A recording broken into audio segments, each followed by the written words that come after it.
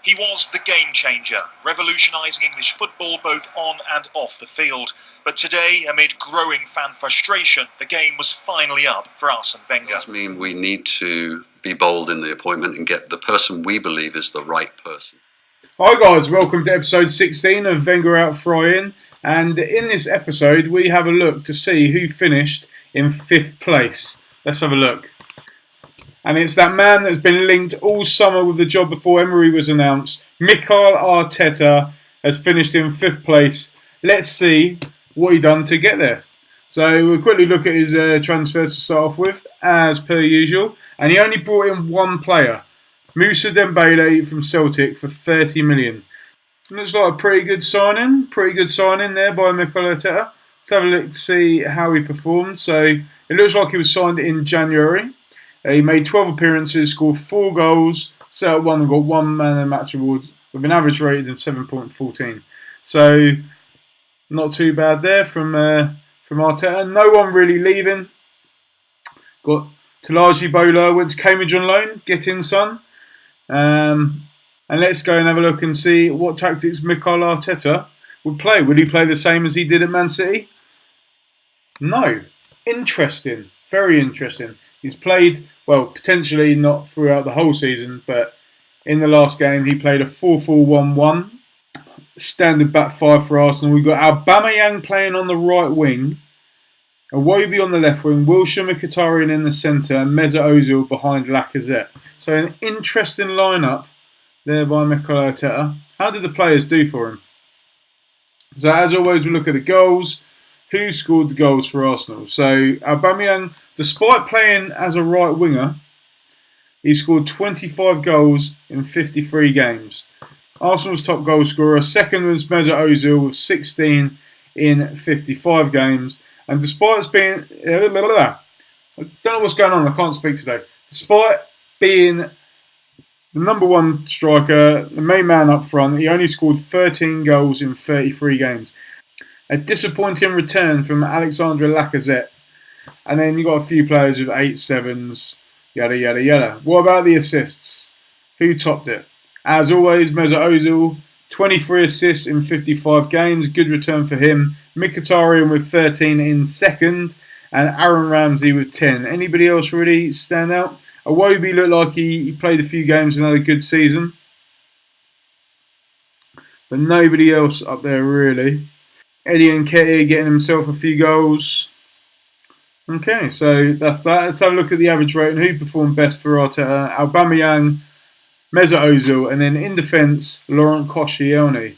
Strong 7.32 rating there, and Peter Cech with a 7.3. Let's see how Peter Cech done. Did he keep many clean sheets? 22 clean sheets. He only conceded 25 goals in 43 games. So Arteta's done something right. He's made us a lot more solid at the back, which is a surprise because you would have thought that he'd be more of an attacking manager. But from these stats, it looks like Arsenal were quite solid at the back. So obviously we've seen how the players have done. We've seen how he lines up. But the important one is how we've done in the competition. So let's go and have a look right now. So Arteta faced defeat in his first game in charge, a 1-1 draw in the Community Shield to Chelsea. Hector Bellerin giving Arsenal the lead, but a dire Sean Reedon goal in the 62nd or 67th minute, I apologise, took the game to penalties where we lost. We'll quickly look at that. Aaron Ramsey missed the penalty. So did Christensen. It looks like it was level, but I don't know.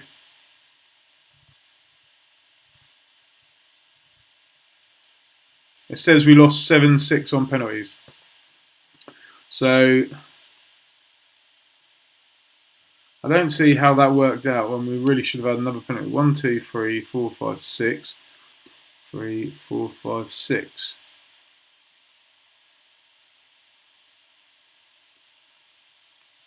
Both missed one penalty, so that doesn't make sense. Surely we would have had another penalty, but okay, there's some controversy in the Community Shield there. Both missed one penalty each.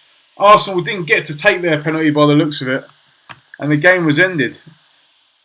But a 1-1 draw there, defeat on penalties. Let's go and have a look at the Carabao Cup. And this is the one that's seen Arteta get his first trophy as Arsenal manager. He's done something that Wenger didn't manage to do in his 22 years in charge, and that's to win the Carabao Cup. And some good results he got on the way as well. We beat Reading 4-0 away in the first game. We then had Liverpool at home, and after a 1-1 draw, we then took the lead in extra time. Jack Wilshere with the goal. And that sent us through to the next round in the quarter-final against Watford. We won that game 2-1 despite Granit Xhaka being sent off. Eddie Nketiah seems to feature prominently in these games. He scored one in the game against Reading. Then we had Tottenham in the semi-final. We drew 1-1 in that one. Aubameyang with the goal there. He seems to play a pretty strong side, to be fair. There's a couple of young players in there. But then a 2-0 win at Wembley, Aubameyang again with 2 goals. And then we had Chelsea in the final where this time we weren't going to take it into penalties. No, we won 3-0. Aaron Ramsey, Eddie Nketiah and Moussa Dembele, the new signing from Celtic, banged in the goals. We won 3-0 and Arteta has his first trophy. But how many trophies has he won this season? Let's have a look. Let's go to the FA Cup. So he didn't win in the FA Cup this year. A draw with Newcastle in the third round at St James's Park. Nketiah with a goal there again sent it to a replay where Eddie Nketiah again on the score sheet sent us through with a 2-0 victory. We beat Norwich 4-0 at home. Danny Welbeck getting a hat-trick. And then in the fifth round, again another home tie.